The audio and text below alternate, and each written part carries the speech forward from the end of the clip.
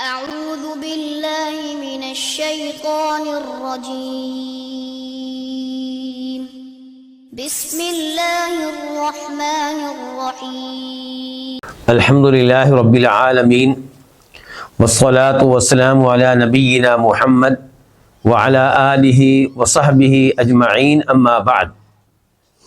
آج ہم ہیں الدرر البہیہ کے ساتھ، جس کے مؤلف ہیں امام شوکانی رحمہ اللہ، اور اس کتاب کا موضوع ہے فقہی احکام و مسائل۔ اس کتاب کا موضوع فقہی احکام و مسائل ہے۔ فقہ پہ مشتمل کتاب ہے، لیکن ایک منفرد کتاب ہے۔ عام طور پہ آپ کو فقہی کتب ملیں گی جو کسی نہ کسی خاص مسلک کی نمائندگی کرتی ہوں گی۔ مثال کے طور پہ حنفی علماء کرام حنفی فقہ کے مطابق، حنفی مسلک کے مطابق کتاب لکھیں گے، شافعی لوگ شافعی مسلک کے مطابق کتاب لکھیں گے، مالکی لوگ مالکی مسلک کے مطابق کتاب لکھیں گے، حنبلی لوگ حنبلی مسلک کے مطابق کتاب لکھیں گے۔ لیکن امام شوکانی رحمہ اللہ نے غیر جانبدار رہ کر دلائل کی روشنی میں وہ مسائل لکھے ہیں جن کو انہوں نے قرآن و حدیث کی روشنی میں درست سمجھا، راجح سمجھا، مضبوط سمجھا۔ اور ہم الحمدللہ چھٹی کتاب پڑھ رہے ہیں۔ اس کتاب میں جو اندرونی کتابیں ہیں ان میں سے چھٹی کتاب پڑھ رہے ہیں، اور وہ ہے کتاب الصوم۔ تو آج ہمارا موضوع ہے اس میں قضاء الصوم، روزوں کی قضا۔ چنانچہ امام شوکانی رحمہ اللہ فرماتے ہیں یجب علی من افطر لعذر شرعی ان یقضی، کہ وہ شخص جس نے کسی شرعی عذر کی وجہ سے روزہ نہ رکھا ہو یا روزہ توڑ دیا ہو، اس پہ واجب ہے، کیا واجب ہے؟ ان یقضیہ، کہ وہ اس روزے کی قضا دے، وہ روزہ بعد میں رکھے۔ یہاں پہ امام شوکانی قضا کو کیا قرار دے رہے ہیں؟ واجب۔ اور کس پہ واجب قرار دے رہے ہیں؟ جو روزہ ترک کرے کسی شرعی عذر کی وجہ سے۔ اور اس میں اشارہ ہے کہ اگر کوئی شرعی عذر کے بغیر روزہ نہیں رکھتا تو وہ اتنا بڑا مجرم ہے کہ وہ بعد میں روزہ رکھے بھی تو اس کا روزہ قابل قبول نہیں ہے، اس کا روزہ درست نہیں ہے۔ اس کے پاس ایک ہی راستہ ہے کہ اللہ سے سچی توبہ کر لے، معافی مانگ لے، اور آئندہ ایسی حرکت نہ کرے۔ اور کئی علماء کرام کا یہ موقف ہے کہ نہیں، چاہے اس نے شرعی عذر کے بغیر روزہ ترک کیا ہے تب بھی اس کی قضا دے گا، اور قضا کے ساتھ ساتھ توبہ استغفار کرے گا۔ تو بہرحال اب ہم آتے ہیں امام شوکانی کی طرف۔ وہ کیا کہہ رہے ہیں؟ وہ کہہ رہے ہیں کہ واجب ہے اس شخص پہ جو کسی شرعی عذر کی وجہ سے روزہ ترک کرے، کیا واجب ہے؟ ان یقضیہ، کہ روزے کی قضا دے۔ یہ کون لوگ ہیں؟ مثال کے طور پہ جو شرعی عذر کی وجہ سے روزہ نہیں رکھتے، مسافر، وہ شخص جو بیمار ہے، اور تیسرے نمبر پہ وہ عورت جو حیض کی حالت میں ہے یا نفاس کی حالت میں ہے۔ نفاس ولادت کے خون کو کہتے ہیں۔ تو کیا دلیل ہے کہ یہ لوگ بعد میں روزہ رکھیں گے، چھوڑے ہوئے روزوں کی قضا دیں گے؟ اللہ تعالیٰ فرماتے ہیں سورہ بقرہ میں آیت نمبر 184 میں 184، فَمَنْ كَانَ مِنْكُمْ مَرِيضًا أَوْ عَلَى سَفَرٍ فَعِدَّةٌ مِّنْ أَيَّامٍ أُخَرَ، کہ تم میں سے جو کوئی بیمار ہے یا سفر کی حالت میں ہے تو وہ دیگر ایام میں تعداد کو پورا کرے۔ یعنی کہ اللہ نے روزے فرض کیے ہیں ایک مہینے کے، اور آپ رمضان کے مہینے میں بیمار ہیں، روزہ رکھنے کی طاقت نہیں ہے، یا آپ مسافر ہیں، تو اللہ تعالیٰ کہہ رہے ہیں فَعِدَّةٌ مِّنْ أَيَّامٍ أُخَرَ، تو دیگر ایام میں چھوڑی ہوئی تعداد کو پورا کرنا ہے۔ تو اس سے کیا پتہ چلا کہ مسافر اور مریض پہ واجب ہے کہ چھوڑے ہوئے روزوں کی قضا دیں۔ جہاں تک تعلق ہے حیض والی عورت کا، تو اس بارے میں حدیث ہے جسے امام بخاری روایت کرتے ہیں، نمبر ہے 321 321، اور امام مسلم روایت کرتے ہیں، نمبر ہے 335 335، راوی ہیں معاذہ، خاتون کا نام ہے، تابعیہ ہیں، صحابیہ نہیں ہے۔ معاذہ سے روایت ہے کہ ایک عورت نے سوال کیا سیدہ عائشہ سے، فقالت، چنانچہ وہ عورت کہنے لگی، اتقضی احدانا الصلاۃ ایام محیضها، ہم عورتوں میں سے وہ عورت جو حیض کے دنوں میں نمازیں ادا نہیں کرتی، کیا بعد میں ان نمازوں کی قضا دے گی؟ فقالت عائشہ، تو سیدہ عائشہ نے کہا، احروریۃ انتی، کیا تو حروری عورت ہے؟ کیا مطلب؟ حروری اس سے مراد ہے خوارج۔ کون مراد ہے؟ خوارج، وہ لوگ جو حکمرانوں کے خلاف خروج کا عقیدہ رکھتے تھے، یعنی کہ اگر حکمران ظالم ہے، فاسق ہے، فاجر ہے، تو اس کے خلاف بغاوت کی جائے، اسے اقتدار سے محروم کیا جائے، اور اس کی جگہ پہ کسی نیک اور صالح آدمی کو حکمران بنایا جائے۔ تو آپ کے خیال میں یہ عقیدہ اسلام کے مطابق ہے؟ نہیں، بالکل بھی نہیں۔ مسلمان حکمران جو بھی بن گیا، جائز طریقے سے بنا یا ناجائز طریقے سے، اس نے اقتدار سنبھال لیا، اب وہ فاسق و فاجر ہے یا نیک ہے، اس کی حکومت کو تسلیم کیا جائے گا، اس کی اطاعت کی جائے گی، اس کی فرما برداری کی جائے گی، سوائے اس کے اس آرڈر کے جو غلط ہے، جو شریعت کے خلاف ہے، وہ والا آرڈر نہیں مانا جائے گا، وہ والا حکم نہیں مانا جائے گا، باقی اس کے آرڈر اور احکام تسلیم کیے جائیں گے، اس کی اطاعت کی جائے گی۔ اور خوارج کا یہ بھی عقیدہ تھا کہ جو کسی کبیرہ گناہ کا ارتکاب کرے وہ کیا ہے؟ وہ کافر ہے، مسلمان نہیں ہے۔ اسی لیے تو وہ حکمران کو ہٹانا چاہتے ہیں، کیونکہ اس نے کبیرہ گناہ کا ارتکاب کیا ہے، تو اب ان کی نگاہوں میں کیا ہو گیا؟ کافر، اور کافر حکمران اسے تسلیم نہیں کیا جائے گا۔ پھر ان کے نظریات میں سے ایک نظریہ یہ بھی تھا کہ قرآن ہی شریعت ہے، یعنی کہ احادیث کو بطور دین، بطور شریعت کو قبول نہیں کرتے تھے۔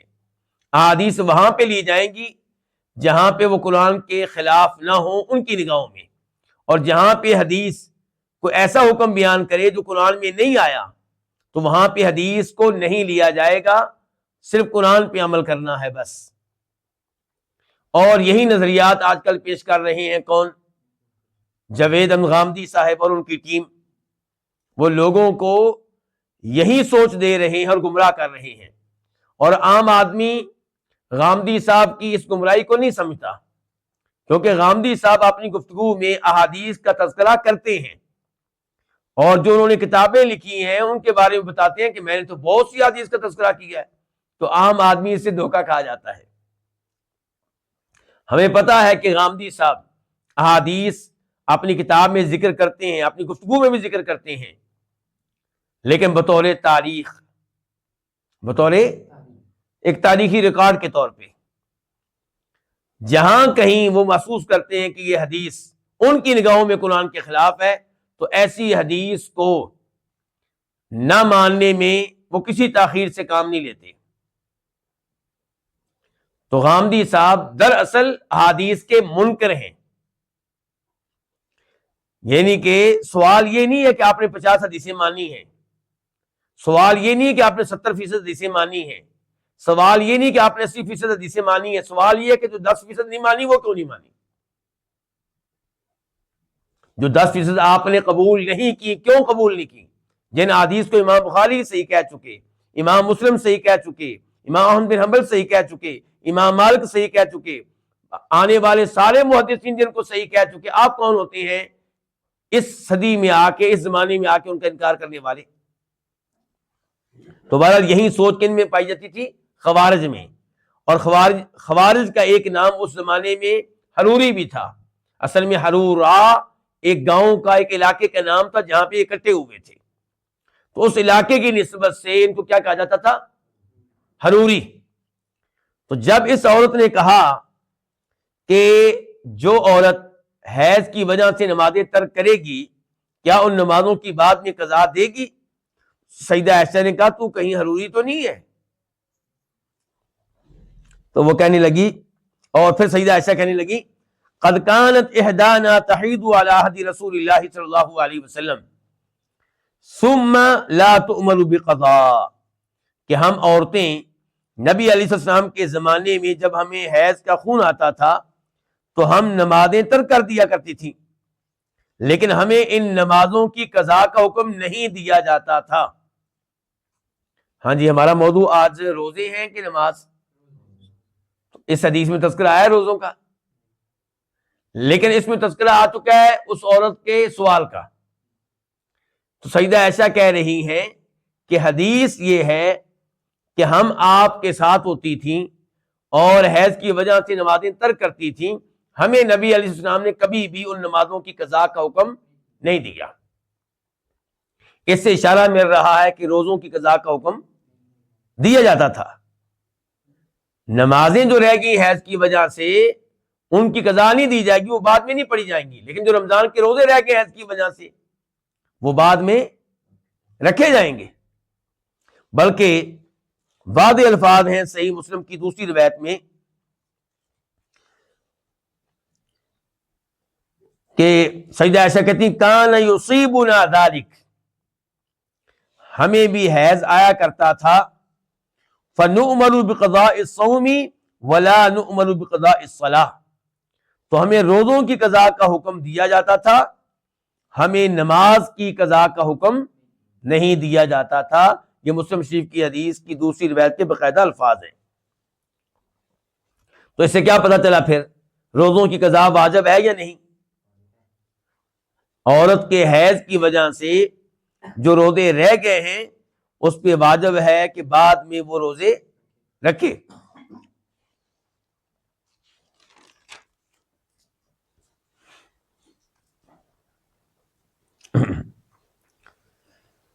اس کے بعد فرماتے ہیں امام شوکانی والفطر للمسافر ونحوه رخصۃ، والفطر روزہ ترک کر دینا، روزہ نہ رکھنا، مسافر وغیرہ کے لیے روزہ نہ رکھنا یہ ایک رخصت ہے۔ یہ کیا کہنا چاہتے ہیں؟ اصل میں یہاں پہ ایک اختلاف کی طرف اشارہ کر رہے ہیں امام شوکانی رحمہ اللہ، اور وہ اختلاف کیا ہے کہ مسافر اسے روزہ ترک کرنے کی اجازت ہے، اجازت ہے، رخصت ہے۔ اس کا کیا مطلب ہے کہ رکھ لے تو وہ بھی ٹھیک ہے، رخصت کو اختیار کرے تو ٹھیک ہے۔ اگر وہ کہے نہیں جی میں مسافر ہونے کے باوجود رمضان کا ہی روزہ رکھوں گا، بعد میں پتہ نہیں کیا حالات ہوں گے، تو ٹھیک ہے، اس کی مرضی ہے۔ اور امام شوکانی نے یہاں پہ کیا کہا وَنَحْوِهِ، کہ روزہ نہ رکھنا یہ رخصت ہے مسافر کے لیے بھی، وَنَحْوِهِ، اور مسافر جیسے دوسرے لوگوں کے لیے بھی۔ یہ دوسرے کون ہیں؟ مریض ہے، ٹھیک ہو گیا، اور کون آ سکتے ہیں اس میں؟ اس میں کچھ لوگ کہتے ہیں کہ حمل والی عورت بھی آ جائے گی، اس میں دودھ پلانے والی عورت بھی آ جائے گی، لیکن حمل والی عورت اور دودھ پلانے والی عورت کے چھوڑے ہوئے روزوں کا کیا حکم ہے، اس کی گفتگو ہم بعد میں کریں گے۔ فی الحال یہ ہے کہ امام شوکانی کہہ رہے ہیں کہ مسافر ہو، مریض ہو، ان کا روزہ ترک کر دینا یہ ایک رخصت ہے، یعنی کہ ان پہ واجب نہیں ہے کہ وہ روزہ چھوڑیں۔ اللہ آپ کو جزائے خیر دے، انس بھائی آج ہمارے ساتھ ہیں ماشاءاللہ۔ ان پہ واجب نہیں ہے کہ روزہ چھوڑیں، روزہ رکھنا چاہیں تب بھی ٹھیک ہے، چھوڑنا چاہیں تب بھی ٹھیک ہے۔ لیکن کچھ علماء کرام کا موقف یہ ہے کہ سفر میں روزہ چھوڑنا واجب ہے، سفر میں روزہ چھوڑنا کیا ہے؟ واجب ہے، اور اگر مسافر ہونے کے باوجود روزہ رکھے گا تو اس کا یہ روزہ کفایت نہیں کرے گا، اس روزے کی بعد میں قضا دینا ہوگی۔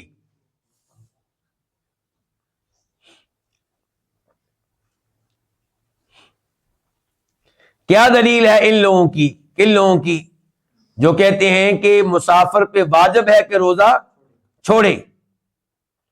کہتے ہیں اللہ تعالی نے مسافر کے بارے میں کیا کہا ہے کہ وَمَنْ كَانَ مَرِيضًا أَوْ عَلَىٰ سَفَرٍ فَعِدَّةٌ مِّنْ أَيَّامٍ أُخَرَ، کہ جو کوئی مریض ہے یا مسافر ہے تو وہ روزے کب رکھے گا؟ دیگر ایام میں رکھے گا۔ تو کہتے ہیں اس کا مطلب یہ نکلا کہ اس کو رمضان میں رکھنے کی اجازت ہی نہیں ہے۔ اور ویسے بھی اللہ تعالیٰ کہہ رہے ہیں فَمَنْ شَهِدَ مِنْكُمُ الشَّهْرَ فَلْيَصُمْهُ، کہ جو اس مہینے میں موجود ہے اپنے شہر میں اس پہ واجب ہے کہ روزے رکھے، اور جو بیمار یا مسافر ہے وہ بعد میں کیا دیں؟ قضا دیں۔ تو اس کا مطلب ان لوگوں نے یہ سمجھا کہ رمضان میں مسافر کو روزہ رکھنے کی اجازت ہی نہیں ہے۔ دوسرے نمبر پہ انہوں نے حدیث پیش کی مسلم شریف کی کہ نبی علیہ الصلوۃ والسلام حالت سفر میں تھے، مکہ جا رہے تھے، اور مسافر ہونے کے باوجود آپ روزے رکھتے رہے، لیکن ایک مقام پہ پہنچے قرا الغمیم پہ تو آپ نے لوگوں کے سامنے روزہ توڑا، اور کئی لوگوں نے آپ کے روزہ توڑنے کے باوجود روزہ رکھا۔ آپ کو اطلاع ملی تو آپ نے کہا تھا اولئک العصاة، اولئک العصاة، یہ لوگ میری معصیت کر رہے ہیں، میری نافرمانی کر رہے ہیں۔ تو اس سے پتا چلا کہ سفر میں روزہ رکھنے کی اجازت نہیں ہے۔ یہ ان لوگوں کے دلائل ہیں۔ اچھا، اب جمہور کے دلائل کیا ہے جن کا موقف یہ ہے کہ سفر میں روزہ نہ رکھیں تو ٹھیک، رکھ لیں تو یہ بھی ٹھیک۔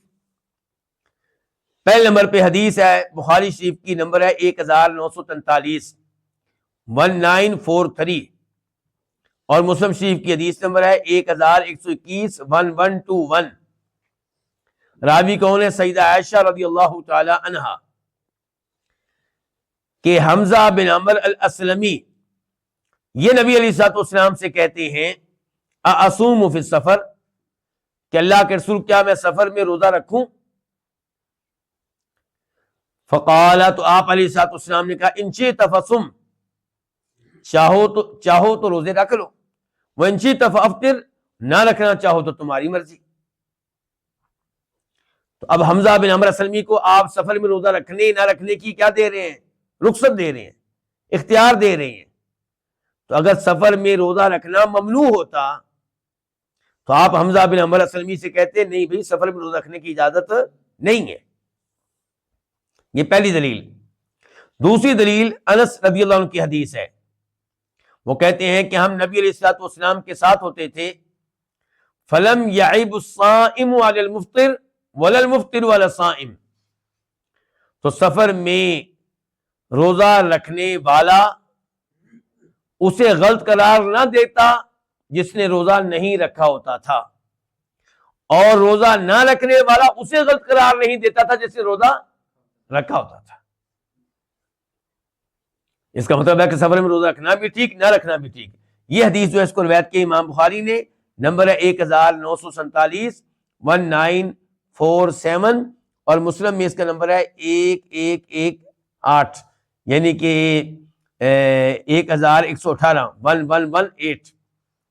اور مسلم شریف میں یہ بھی وضاحت آئی ہے اس حدیث میں کہ انہوں نے یہ سوال کیا تھا رمضان کے روزے کے بارے میں، سوال کرنے والے نے سوال کیا تھا رمضان کے روزے کے بارے میں کہ سفر کے دوران یہ رکھا جا سکتا ہے۔ سوال کس سے ہوا تھا؟ انس بن مالک سے۔ تو انہوں نے اس کا جواب دیا کہ بھئی ہم تو نبی علیہ الصلوۃ والسلام کے ساتھ کئی روزہ رکھتے تھے، کئی نہیں رکھتے تھے۔ روزہ رکھنے والے ان کو غلط قرار نہیں دیتے تھے جن روزہ نہیں رکھا ہوتا تھا، اور نہ رکھنے والے ان کو غلط قرار نہیں دیتے تھے جن روزہ رکھا ہوتا تھا۔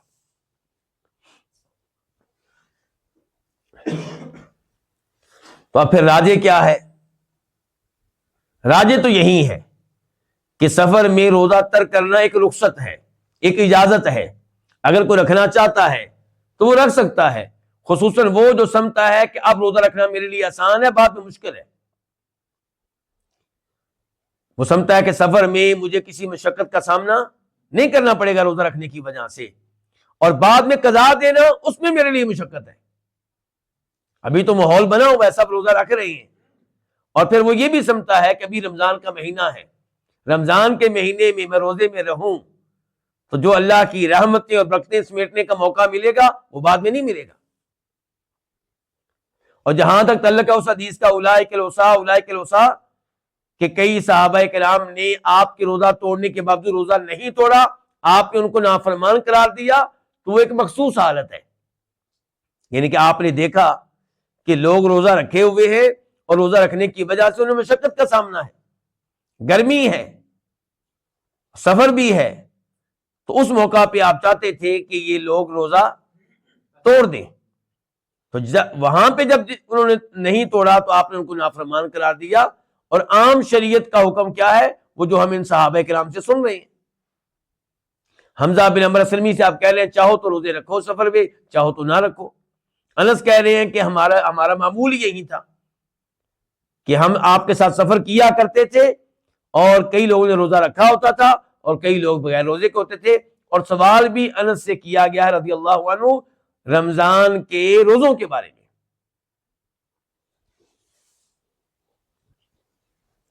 تو امام شوکانی کہتے ہیں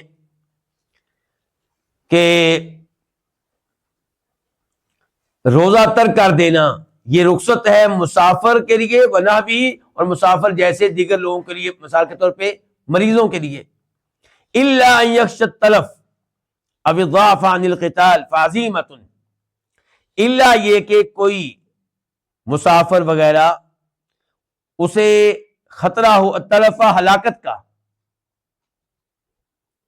روزہ رکھنے کی وجہ سے کیا خطرہ ہے کہ میں ہلاک ہو سکتا ہوں، بیماری ایسی ہے اسے، یا سفر میں صورتحال ایسی ہے، یا اسے خطرہ ہے کہ لڑائی میں کمزور پڑ جاؤں گا، دشمن سے جہاد ہوگا، لڑائی ہوگی، تو روزہ رکھنے کی وجہ سے میں کیا پڑ جاؤں گا؟ کمزور پڑ جاؤں گا، صحیح طرح لڑ نہیں سکوں گا، فعزیمۃ، تب روزہ ترک کر دینا واجب ہے، تب روزہ ترک کر دینا ضروری ہے۔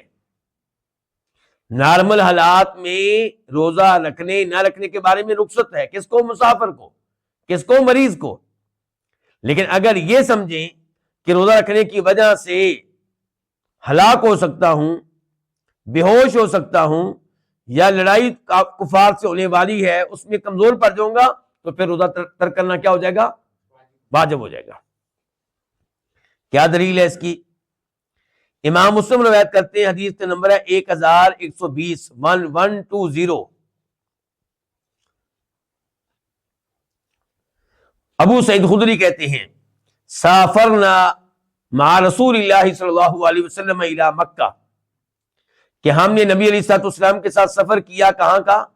مکہ کا، ونحن صیام، جبکہ ہم روزے کی حالت میں تھے، فنزلنا منزلا، تو ہم نے ایک جگہ پڑاؤ ڈالا، ایک جگہ آرام کرنے کے لیے رکے، ٹھہرے، فقال، تو آپ علیہ الصلوۃ والسلام نے اس موقع پہ کہا، انکم قد دنوتم من عدوکم، کہ بے شک تم اپنے دشمن کے قریب پہنچ چکے ہو، والفطر اقوی لکم، اور روزہ توڑ دو گے، روزہ نہیں رکھو گے تو اس وجہ سے تمہیں قوت ملے گی۔ گویا کہ آپ ان کو کیا دے رہے ہیں؟ ترغیب دے رہے ہیں، کس چیز کی؟ روزہ نہ رکھنے کی، روزہ توڑ دینے کی۔ فکانت رخصہ، ابو سعید خدری کہتے ہیں تو یہ روزہ ترک کر دینا یہ ایک رخصت تھی۔ فمنا من صام، تو ہم میں سے کئی لوگوں نے روزہ رکھا، ومنا من افطر، اور کئی لوگوں نے روزہ نہیں رکھا۔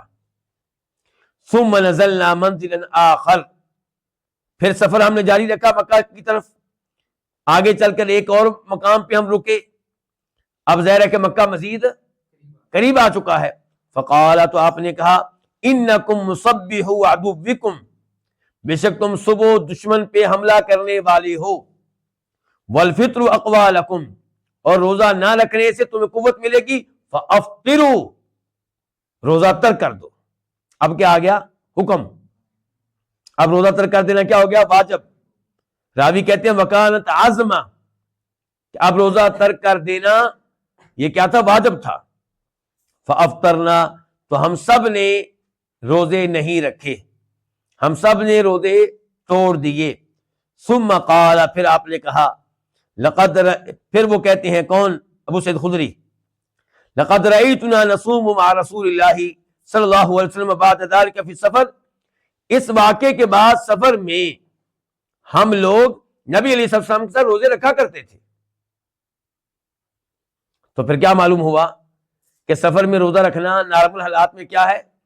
رخصت ہے، اور کوئی رکھتا ہے تو اس کو اجازت ہے، اس کا روزہ بالکل درست ہوگا۔ لیکن اگر اس قسم کی صورتحال پیدا ہو جائے جو اس حدیث میں پیدا ہوئی ہے کہ دشمن سے لڑنا ہے صبح، تو پھر وہاں پہ روزہ نہ رکھنا کیا ہو جائے گا؟ واجب ہو جائے گا۔ اب یہاں پہ ہم گفتگو کریں گے حمل والی عورت کے بارے میں، اور اس عورت کے بارے میں جو اپنے بچے کو دودھ پلا رہی ہے۔ تو اس میں علماء کرام کا اتفاق ہے کہ اگر حمل والی عورت سمجھتی ہے کہ روزہ رکھنے کی وجہ سے میرے حمل کو نقصان پہنچے گا یا مجھے مشقت کا سامنا کرنا پڑ رہا ہے، تو وہ روزہ ترک کر سکتی ہے۔ ایسے ہی وہ عورت جو اپنے بچے کو دودھ پلا رہی ہے اور رمضان کے مہینے میں وہ سمجھتی ہے کہ روزہ رکھنے کی وجہ سے بچے کو دودھ کم ملے گا اور بچے کا نقصان ہوگا، یا مجھے مشقت کا سامنا کرنا پڑے گا کہ روزہ بھی رکھنا ہے دودھ بھی پلانا ہے، تو پھر وہ بھی روزہ ترک کر سکتی ہے۔ تو یہ دونوں اس حالت میں روزہ ترک کر سکتی ہیں۔ لیکن روزہ ترک کرنے کے بعد اب کیا کریں گی؟ کیا قضا دیں گی، یا روزے جو چھوڑے ان کی جگہ پہ مسکینوں کو کھانا کھلائیں گی، یا کیا کریں گی؟ تو اس بارے میں علماء کرام کے تقریباً 5 اقوال ہیں۔ کتنے؟ 5 اقوال۔ نمبر 1 کہ جو روزے یہ چھوڑیں گی، کون کون بلا؟ حمل والی عورت اور دودھ پلانے والی، جو روزے چھوڑیں گی ان کی قضا بھی دیں گی، اور ہر روزے کے بدلے میں ایک مسکین کو کھانا بھی کھلائیں گی۔ یہ موقف ہے امام مالک کا، امام شافعی کا اور امام احمد کا۔ دوسرا موقف یہ ہے کہ یہ دونوں چھوڑے ہوئے روزوں کی قضا دیں گی، کھانا کھلانا کفارہ ادا کرنا ان کے ذمے نہیں ہے۔ یہ موقف ہے امام ابو حنیفہ رحمہ اللہ کا۔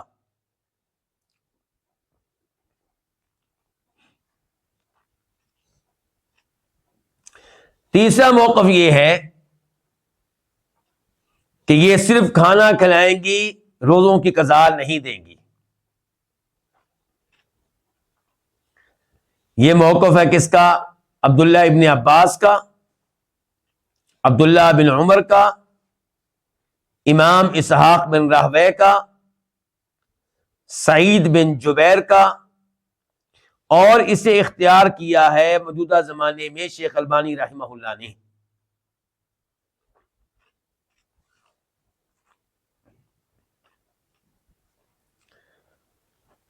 پہلے موقف میں 2 چیزیں تھیں، ایسے ہی ہے، قضا بھی دینی ہوگی، کھانا بھی کھلانا ہوگا۔ دوسرا موقف کیا تھا؟ صرف قضا، کھانا کھلانا کیا ہو گیا؟ معاف ہو گیا۔ تیسرا موقف کیا تھا؟ کھانا کھلائیں گی، قضا نہیں ہے، قضا معاف ہو گئی۔ چوتھا موقف کیا ہے کہ نہ ہی ان کے ذمہ قضا ہے اور نہ ہی کھانا کھلانا ہے۔ یہ موقف ہے کس کا؟ امام ابن حزم رحمہ اللہ کا۔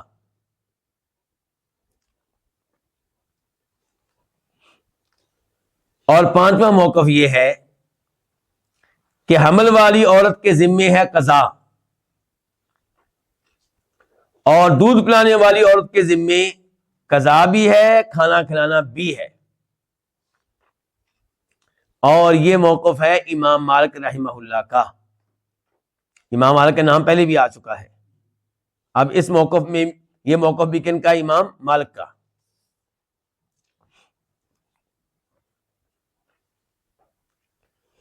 اب راجے کیا ہے اس مسئلے میں؟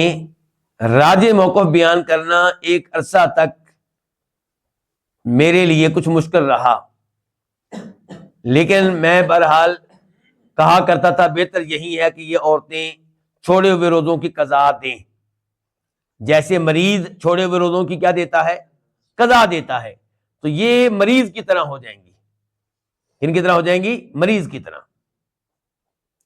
لیکن پھر اللہ تعالیٰ نے مجھے یہ سمجھ دی دلائل کی روشنی میں کہ یہ موقف راجح ہے کہ یہ چھوڑے ہوئے روزوں کا کفارہ ادا کریں گی، کھانا کھلائیں گی، قضا ان کے ذمے نہیں ہے، قضا ان کے ذمے نہیں ہے۔ اور میں بتا چکا ہوں کہ موقف کن کا ہے؟ دو عظیم صحابہ کرام عبداللہ بن عباس کا، عبداللہ بن عمر کا، اور صحیح سندوں کے ساتھ ان سے ثابت ہے۔ اور یہی موقف ہے امام اسحاق بن راہویہ کا، سعید بن جبیر کا اور شیخ البانی کا۔ ان کی دلیل کی طرف آتے ہیں۔ دلیل عبداللہ ابن عباس رضی اللہ عنہ کے یہ الفاظ ہیں، کہتے ہیں کہ الحبلى والمرضع، حمل والی عورت اور دودھ پلانے والی عورت، اذا خافتا افطرتا، جب انہیں خوف ہو تو روزہ ترک کر دیں گی، روزہ چھوڑ دیں گی۔ خوف کس چیز کا؟ یہ پہلے وضاحت کر چکا ہوں۔ خوف ہے مثال کے طور پہ اپنے بارے میں مشقت کا سامنا کرنا پڑ رہا ہے، حمل بھی ہے، روزہ بھی ہے، یا دودھ پلاتے ہوئے خوف ہے اپنا، دودھ بھی پلا رہی ہیں، روزہ بھی رکھا ہوا ہے، یا خوف ہے کس کا؟ بچے کا، حمل کا۔ تو اذا خافت افطرتا واطعمتا کل یوم مسکینا، اور ہر دن کے بدلے میں ایک مسکین کو کیا کریں گی؟ کھانا کھلائیں گی، روزانہ ایک مسکین کو کھانا کھلائیں گی۔ یہ ان کے الفاظ انہیں روایت کیا ہے امام ابن الجارود نے اپنی کتاب المنتقی میں، حدیث کی کتاب۔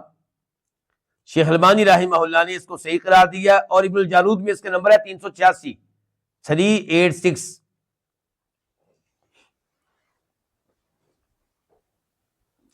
اور اگر یہ پوری روایت آپ پڑھیں تو آپ کو اندازہ ہوگا کہ یہ روایت مرفوع کے حکم میں ہے۔ عبداللہ ابن عباس نے واضح طور پہ یہ تو نہیں کہا کہ اللہ کے رسول نے یوں کہا ہے، لیکن پوری روایت پڑھیں گے تو آپ کو محسوس ہوگا کہ یہ روایت مرفوع کے حکم میں ہے۔ انہوں نے یہ نہیں کہا کہ اللہ کے رسول نے یوں کہا ہے، لیکن کہنا یہی چاہتے ہیں۔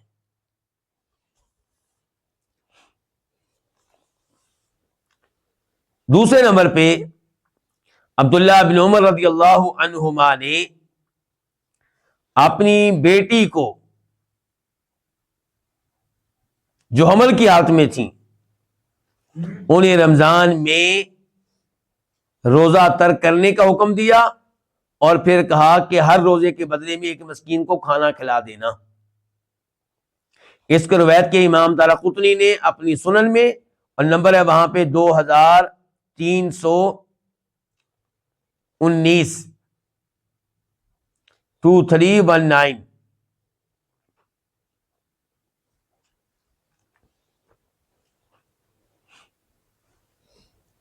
عبداللہ ابن عباس کا قول میں پہلے پیش کر چکا ہوں، اور مزید یہ کہ عبداللہ ابن عباس نے باقاعدہ ایسا حکم اپنی لونڈی کو بھی دیا تھا، اور اس بارے میں روایت دارقطنی میں ملے گی۔ تو یہ دو صحابہ کرام ہیں، اور صحابہ کرام سے اس مسئلے میں یہی قول ثابت ہے، یعنی کہ ایسا نہیں ہے کہ کسی اور صحابی نے کوئی دوسرا فتویٰ دیا ہو۔ ان صحابہ کرام نے یہ فتویٰ دیا، اور کوئی اور صحابی نہیں ملے گا جنہوں نے ان کے فتوے کی مخالفت کی ہو۔ تو واللہ عالم، میں اس مسئلے میں سختی نہیں کرتا، لیکن واللہ عالم میرے ناقص علم کے مطابق یہی موقف راجح ہے۔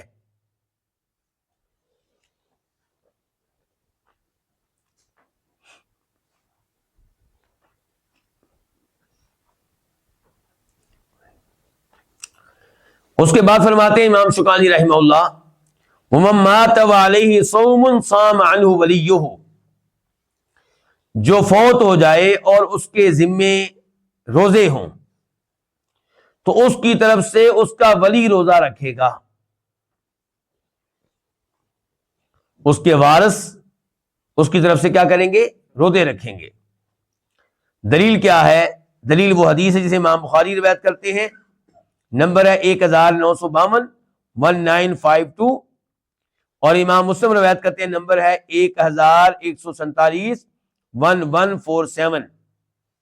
راوی ہے سیدہ عائشہ رضی اللہ تعالی عنہا کہ نبی علیہ الصلوۃ والسلام نے فرمایا من مات وعلیہ صیام صام عنہ ولیہ، جو فوت ہو جائے اور اس کے ذمے روزے ہوں تو اس کی طرف سے اس کا ولی روزے رکھے۔ اس مسئلے میں بھی علماء کرام کے 3 اقوال ہیں۔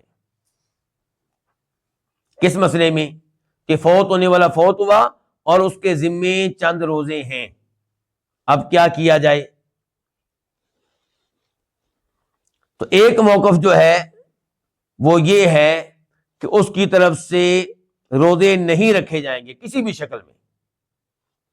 یہ موقف ہے امام حنیفہ رحمہ اللہ کا، امام مالک کا، اور امام شافعی کا بھی یہی موقف ہے ان کے جدید قول کے مطابق۔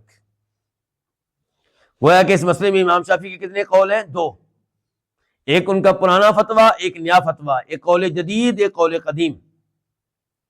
اب مجھے بتائیے کہ جو امام شافعی کی تقلید کرنے والا عام آدمی ہوگا وہ کیسے فیصلہ کرے گا کہ میں نے امام شافعی کا کون سا قول لینا ہے؟ پہلے تو یہ ہے کہ بیچارہ ڈھونڈے گا کہاں سے یہ اقوال؟ کہتے ہیں جی عام آدمی وہ اسماعیل بھائی کیا کرے؟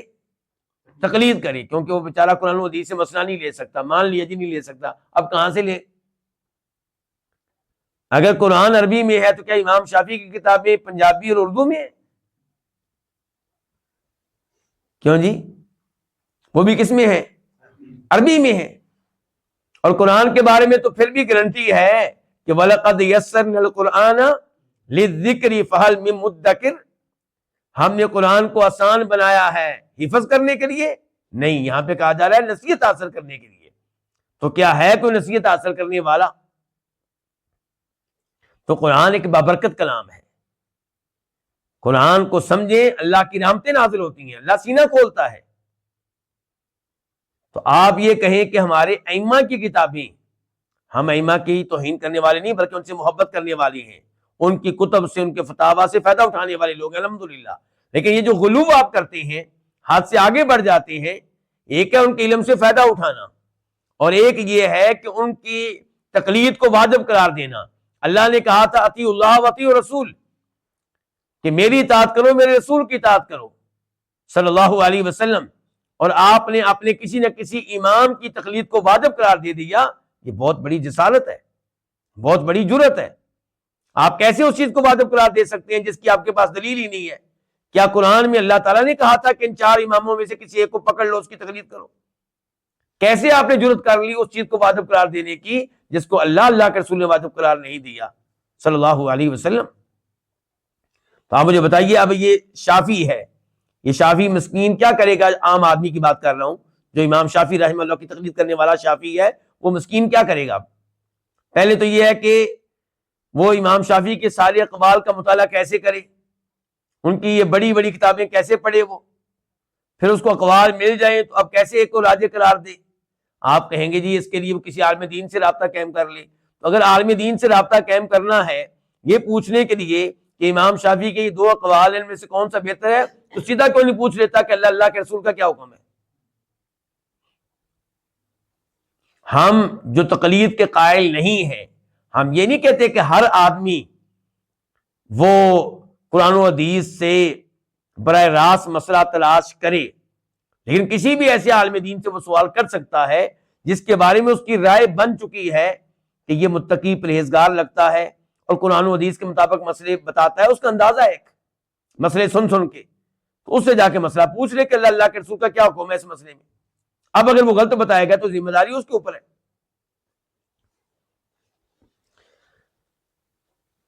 دوسرا قول کہ اگر میت کے ذمے نظر کے روزے ہیں، اس نے منت مانی تھی، تو وہ اس کی طرف سے رکھے جائیں گے، رمضان کے روزے اس کی طرف سے نہیں رکھے جائیں گے۔ یہ موقف کس کا ہے؟ یہ امام احمد رحمہ اللہ کا ہے۔ اور تیسرا موقف یہ ہے کہ میت کے ذمے جو بھی روزے رکھے جائیں گے وہ رمضان کے ہوں یا منت کے ہوں۔ یہ موقف ہے امام ابو ثور کا، محدثین کا، امام ابن حزم کا، اس کو اختیار کیا امام ابن تیمیہ رحمہ اللہ نے، شیخ عبد الرحمن بن ناصر السعدی نے جو کہ مشہور و معروف مفسر ہے، اور انشاءاللہ یہی قول راجح ہے، کیونکہ ہماری حدیث کیا کہہ رہی ہے جو ابھی آپ کے سامنے رکھی تھی؟ آپ فرما رہے ہیں کہ من ماتا، جو فوت ہو جائے، جو من عموم کے لیے ہے، وعلیہ صوم، اس کے ذمے کوئی بھی روزے ہوں، آپ نے یہ نہیں کہا نظر کے روزے ہوں، کیا کہا؟ کوئی بھی روزے ہوں، تو صام عنہ ولیہ، اس کی طرف سے روزے کون رکھے گا؟ اس کا ولی، اس کا وارث، وہ روزے رکھیں گے۔ تو آپ علیہ السلام کے الفاظ عام ہیں، ان میں کوئی تخصیص نہیں ہے۔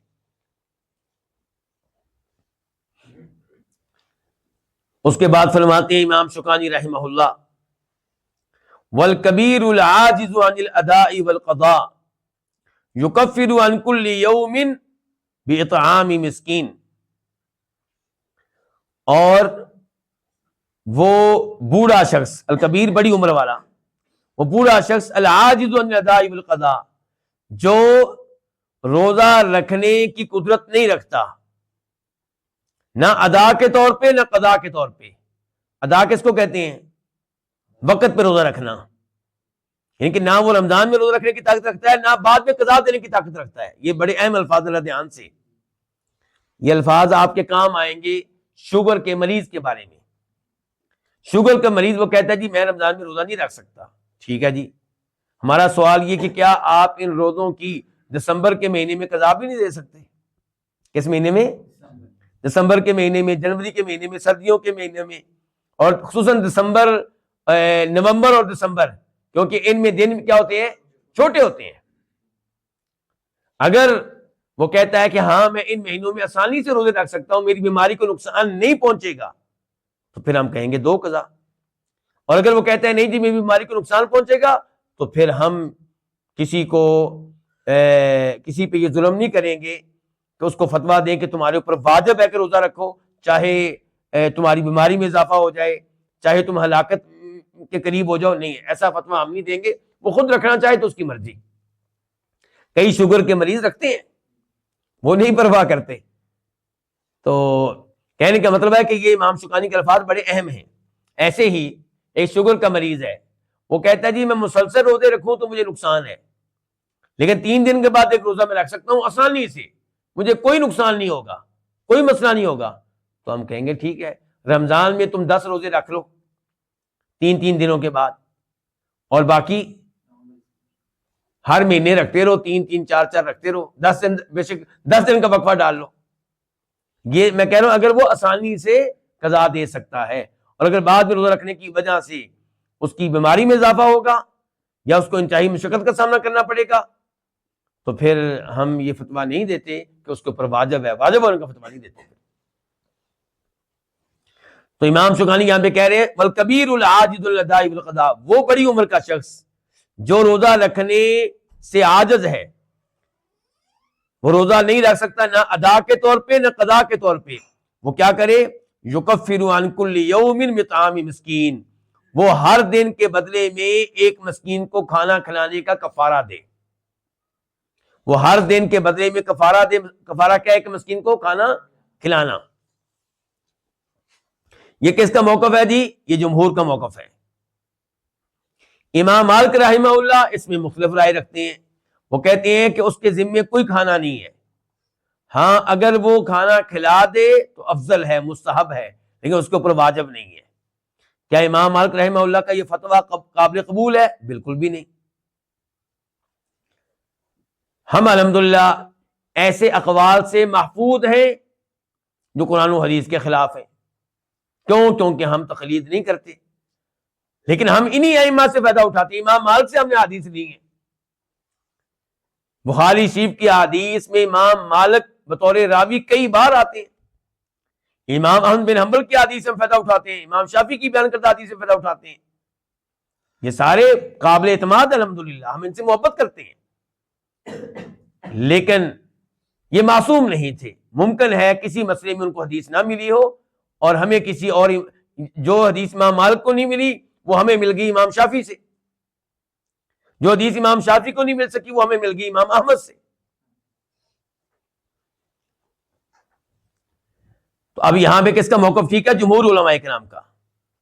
دلیل کیا ہے؟ دلیل کی طرف آ جائیں. یہ حدیث ہے جس کو روایت کیا ہے امام بخاری نے، نمبر ہے اس کا 4505، 4505. راوی ہے عطا. انہوں نے سنا عبداللہ ابن عباس سے کہ وہ سورہ بقرہ کی آیت نمبر 184 پڑھ رہے تھے، 184. وَعَلَى الَّذِينَ يُطِيقُونَهُ فِدْيَةٌ طَعَامُ مِسْكِينٍ.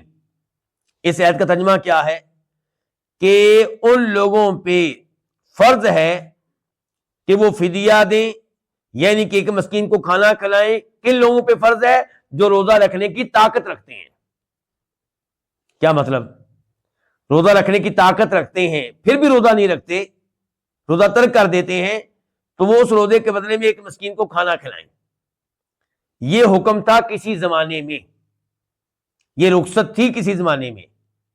بعد میں کہا گیا کہ جو روزہ رکھنے کی طاقت رکھتا ہے اس پہ واجب ہے کہ روزہ رکھے، اس کو روزہ ترک کرنے کی اجازت نہیں ہے. لیکن اس ایت کے اوپر آج عمل ہوگا؟ عبداللہ ابن عباس کہتے ہیں بالکل ہوگا. یہ ایت کہتے ہیں آج بھی منسوخ نہیں ہے، کینسل نہیں ہوئی. عبداللہ ابن عباس اس کو یوں پڑھا کرتے تھے، وَعَلَى الَّذِينَ يُطَوَّقُونَهُ فِدْيَةٌ طَعَامُ مِسْكِينٍ. کیا پڑھتے تھے؟ وَعَلَى الَّذِينَ يُطَوَّقُونَهُ، کہ وہ لوگ جو روزہ رکھتے ہیں رمضان کا لیکن انتہائی تکلیف کے ساتھ، انتہائی مشقت کے ساتھ. کیوں؟ کیونکہ بوڑھے ہیں، اس قسم کی صورتحال ہے.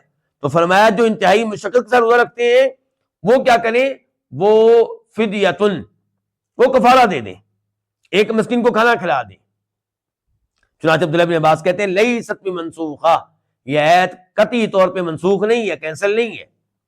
هو الشیخ الکبیر والمرأۃ الکبیرہ، اس میں تذکرہ ہو رہا ہے بوڑھے مرد کا اور بوڑھی عورت کا.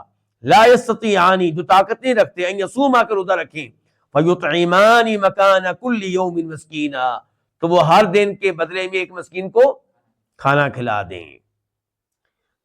تو یہ ہے جو اوپر کہا ہے امام شوکانی نے، یہ جمہور کا موقف ہے. اور یہاں پہ بلکہ میں صحیح بخاری کے یہ الفاظ بھی آپ کے سامنے رکھنا چاہوں گا.